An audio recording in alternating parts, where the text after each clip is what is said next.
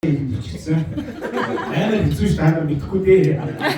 Тэгээ одоо хүртэл хүмүүсийн утасны хөөнөөхний нийт өгдөг амраа аагүй хүмүүсийн дараа би нэгдүгээр голдоо андуурсахан хүнд зай тохиол заатахаа тэгээд ясаа шиг дагцсан байлээ.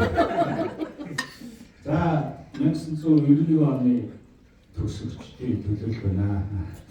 Нэрвэс бидний 85 онд дөрөвдүгээр одоо жил ангиас мөчөр авсан. Би чи өнөөдрийн хоёр номинацаар ирсэн. Төгсөж 91 оны төгсөгчдийн төлөөлөл гэж юмнаас тэгээд бас миний хамгийн том аавга гэж байгаа. Одоо манай өвгийн хамгийн баг дүү тэгээд тэр хамаатан сатан гэж мэдхгүй намайг тэгээд энэ хамаатан сатан гэж мэдсэн айгүй гомдож ирлээ. Хамаатан гэж намайг өргөж мөрөнд болоо. Тавих та. Тэгээд нэрвэсийн нөгөө би нэг юм аюул сандын тэгээд тэр үгийг одоо хөтлөөр одоо хэмжээлтэй хэрэгжүүлдэг ч юм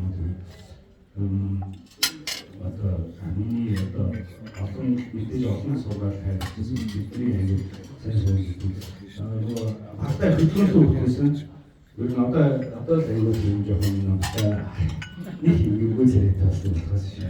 Одоо нэгээс салхигүй хүмүүсэн тэгээд нэрвэс хичээл давтуулаад ангаа ингээд хичээл энийг уншаад энийг хийгээ байж байгаагаа гараад эргээ орж ирэхэд бол ерөнхийдөө нөгөө ингээд орж ирж байхад бол юу болсон нь тодорхой би толгоодоо ер нь ангаа ингээд нүгэлтэй байж идсэн. Тэгээд нэрвэс уурлаад нэг удаа уурлаад одоо нэгээр асуух гэвэл хүн болгоныг асуусан чинь бүгдээ нэг ч хариулаагүй нөгөө мэдээгүй хичээл уншаагүй хүмүүс гэсэн.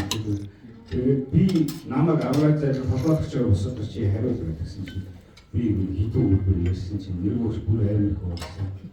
Чи ямар байдлаар хөдөлтөө байна?